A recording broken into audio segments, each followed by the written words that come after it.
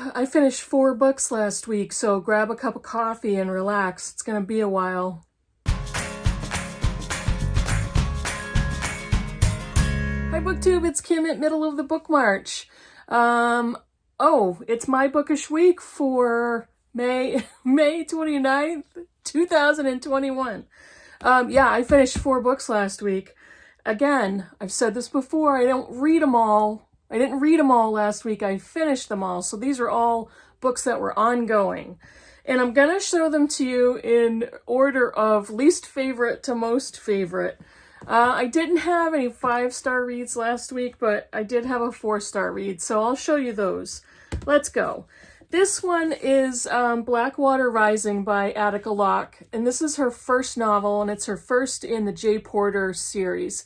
She has a couple of different series, a couple of different characters that she writes about, and again, not only her first novel, but the first in J. Porter's story. So this, and I read this with the Attica Locke reading group, and we're going through Attica Locke's novels. So the next book after this is Pleasantville, which is the second in the J. Porter series. But anyway, this was very obviously a first novel. I was a little disappointed with it, but I'm giving her credit because it is a first novel. She did a decent job, and her later novels are so good that this was kind of, her getting her feet wet and cutting her teeth kind of a thing. Not to be condescending, but this was just meh. And Attica Locke was a screenwriter. This book was published in 2009, and I'm pretty sure that she was a screenwriter before this came out. This is the story of J. Porter, who is a lawyer in Houston. Her books are set in Houston, Texas. He is a lawyer in like a strip mall law office. Doesn't make a lot of money. His wife is very pregnant with their first child. He takes on a case. Well, he tries to take on cases where he will make a little bit of money, but the book goes back and forth between a favor he's doing for his father-in-law by taking on a young man's case about being assaulted by some union members. They're all dock workers that work with shipping companies to unload shipping containers. So he's involved in kind of not necessarily a pro bono, but a family favor. And then he also gets involved in a crime that he begins to investigate. So he takes his wife out on this boat ride in this dingy, crappy old boat, dirty, and it's like a birthday surprise for her. They're on the river, and they hear a crime happening. They hear a woman screaming. They hear shots fired. They end up seeing her falling into the water, and she's not killed. But they go and rescue her, and they end up driving her to the police station, and then there's a mystery that begins from there. Along with those two storylines, there's a lot of backstory on J. Porter, who was a civil rights activist in his college days. And so the book goes back and forth in time. You read a lot about his civil rights background, a traumatic event that he went through. He was in jail. He's a convicted felon. It's very odd how much information you're getting from a lot of different angles. And by the end of the book, it's not really wrapped up very, in a satisfying way. So it was kind of all over the place. There was a lot going on all the time. The diverging storylines weren't really connected. They didn't all need to be there. And it's a pretty, lengthy book, over 425 pages. But it was just meh, and I wanted it to be more cleanly tied up by the end of the book. But I will move on to read the next one, Pleasantville, and I was thrilled with Bluebird, and Heaven My Home. So good. This one I've been worried about talking about because, again, this was a huge disappointment. I read it for Maybe Midrash. This is a beloved novel of some BookTube friends and also the reading community in general. But this is Oscar and Lucinda by Peter Carey. I picked this up again, as a novel that I was reading in the for Maybe Midrash, because there are some religious themes running through the novel. And I read this as a buddy read with Brian over at Bookish, and we had a great time going back and forth on Voxer. This book was published in 1988 by the Australian author Peter Carey. Oscar and Lucinda. This is set in kind of the Victorian era in between London and Australia. And Oscar is the son of a widowed Plymouth Brethren minister. Extremely conservative to the extreme. Just repeated myself. Conservative, fundamentalist, Christian man. They live a very lonely life, and he's recently lost his wife, so Oscar grows up without a mother. And Lucinda is the daughter of a couple in the outback, Australian outback. Her father dies suddenly, and then her mother gets ill, and she also passes away. So Lucinda is left an orphan at the age of 17. Oscar decides, and as a young teenager, that he's going to leave the Plymouth Brethren faith of his father and move to be an Anglican. He wants to pursue that faith, and he has an interesting way of coming to that decision, and fate is a little bit of it. Gambling is a little, he gambles with almost like a game where it's kind of like a hopscotch game where he throws a stone, and if it lands in this square, he's going to be an Anglican, and that's exactly what happens. So, Oscar goes and lives with this Anglican minister and his wife, and eventually they send him to seminary. While there, he develops a gambling habit. He bets on the racehorses, with his friend Wardley Fish. On the other side, Lucinda inherits an enormous amount of land from her parents, from her mother, ends up selling it and becomes an heiress, and decides to go to London, figure out what she's going to do with herself. She goes back and forth from London to Sydney. She takes a boat trip and ends up barely off the boat buying a glass factory. So there's some background that has to do with that. There's so much here. I'm going to stop talking about the plot, and I'm going to talk about the actual structure of the novel. This is a very dense, long novel. My copy is 432 pages. And unfortunately, the text was super small. The other interesting thing is each of these chapters is very short, so I thought it was going to be a much faster read than what it was. It was not. There's so many things that I was disappointed with, but first I'm going to tell you what I really loved. There are moments in the novel and passages that I thought were so gorgeously written. I can see where Peter Carey does have skill and talent in his descriptive powers and his characterization. Some of his writing was just extraordinary. The plot structure and the formatting of his novel I felt like was just all over the place.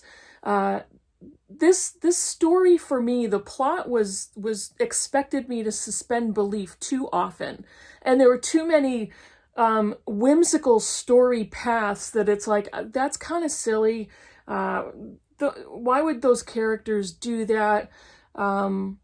There were a lot of characters and a lot of unbelievable situations and random events that brought each of these characters together. They were both misfits, social outcasts, very strange people, and how they would end up together and form this deep friendship is a little weird, and it was not, I didn't really connect with that. There are some very heavy themes of religion and a fall from grace, of salvation and hell and ruination, a loss of reputation. Again, this is set in Victorian era, so there's a lot of conventions that are expected to be followed, which neither one of these characters do. They're kind of end up clinging on to each other, but their communication there's always a gap in their communication. So there's a question of whether this is actually partly a romance, whether they're falling in love with each other. Does the other person know how the other person feels? There's so much ambiguity with that. The way he structured this novel is he... between flipping back and forth with characters, he sometimes will end a chapter with kind of a little nugget of information like, oh, that's interesting. And then in the following chapter, he will go backwards and explain how that character at the very end of the previous chapter got to that point. And it's like, oh, okay, so now I have to change my perspective a little bit. And eventually that got tiring for me. It felt like a kind of a technique that he kept using. It almost became a cliche. This novel is said to be satirical. There's some very witty passages and there are moments in the beginning of the novel where I was laughing. I thought it was very funny. Satirizes religious people, satirizes Victorian convention, the expectations of a minister, the expectations of a young woman, social circles, that type of thing. Yeah, gambling is a huge part of the story, a huge part of the plot line. And the end of the book is based on a very big gamble. One of the big important points of the book is Oscar's thought that believing in God is a gamble, and we have to, again, to use the same phrase that I've used before, suspend our belief in order to think that God is real, in order to believe in the existence of God. So there's some really interesting conversation and really interesting topics for discussion, but it happened far too frequently that I had to, suspend my belief yet again and try to think how that situation would have happened. Things didn't make sense.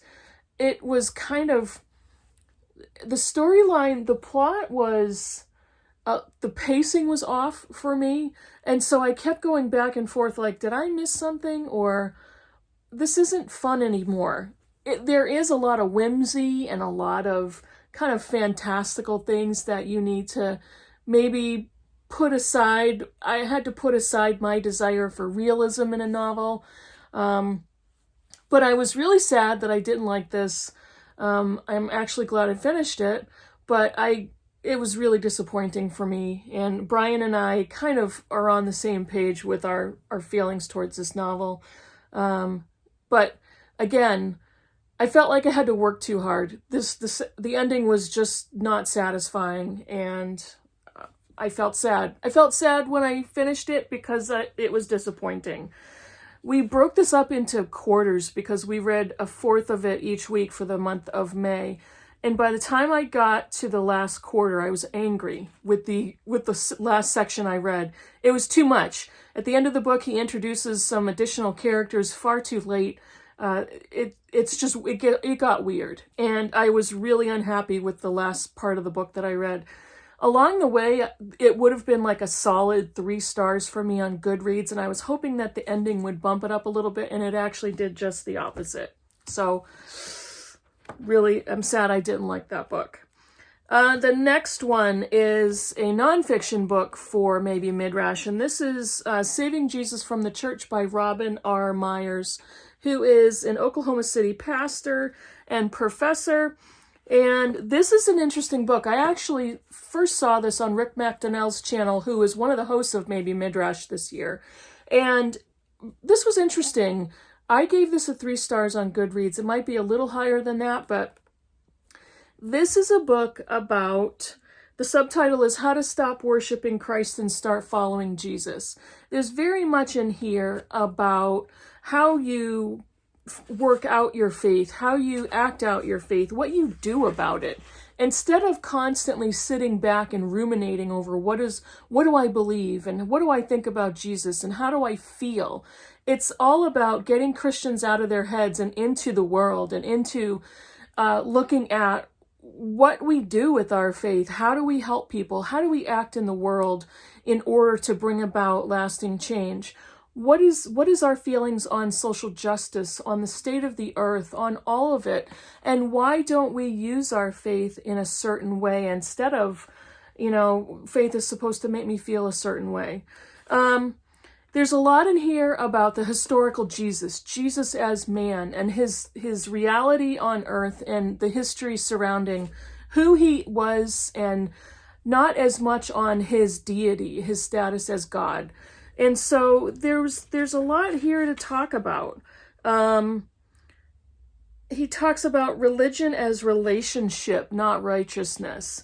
And that's, in Christian circles, that's a little bit cliche at this point, having a relationship instead of worshiping Jesus as a God, because that stops us from actually going out there and doing something. He talks about discipleship, which in Christian churches is severely lacking. He rails against biblical illiteracy, which is one of the things that's always been a huge disappointment and point of anger for me, that many people who call themselves Christians have no idea what the Bible really says because they've never read it, or they don't want to read it, or they don't like to read it. But this is a very interesting book, a lot of topics for discussion. For me, as a Christian believer and as a church leader, there were points in here where he's far more liberal than I am. And I was like, well, wait a minute here. I really enjoy learning about Jesus as a man and the historical reality of his life, but he is God. And for me, Myers went a little too far over in the historical Jesus section, and we need to look at how we see Jesus as a deity, how we see him as supernatural. What do we believe about biblical miracles? And so again, there's a lot of topic for question and discussion, and that was a very interesting book. And the last one I finished, which was my 4-star, was Alice Munro's The Progress of Love short story collection. I read this for the Barter Horde's Backlist Book Club and really enjoyed these stories. Again, a short story collection is difficult to rate because not every story is going to hit me the same, but most of these were very good that I really enjoyed. So this was a good start, my very first Alice Munro. And again, so she's very good at the short story form, so I really enjoyed this collection. And I have several others of hers. Oh, that's it. That's what I finished last week. Woohoo!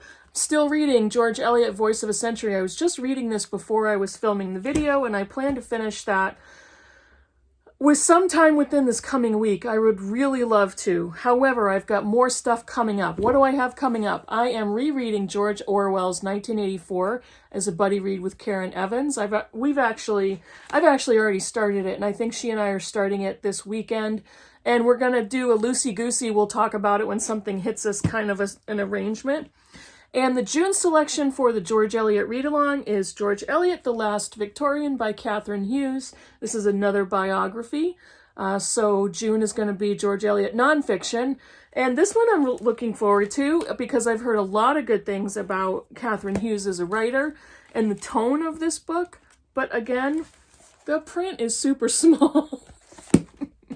Oh, I hate that when that happens.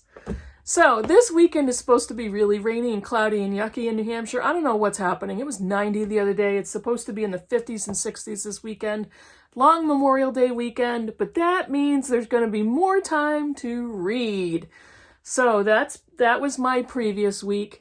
I actually did a review video on Silas Marner. I'll link that at the end of this video, so you can go check that out. I will link Brian's video, his Saturday Hodgepodge. I also am going to link a video by Rick MacDonnell, who reviewed Oscar and Lucinda 2 years ago, and I thought that his thoughts really mirror mine in a big way. So I'm going to include that video if you want to watch it. That's it for me. I'm going to stop talking now. Go read something good. Have a good weekend. If you're in my area of the woods, have a good rainy weekend. And I'll see you in the next video. Bye, everybody.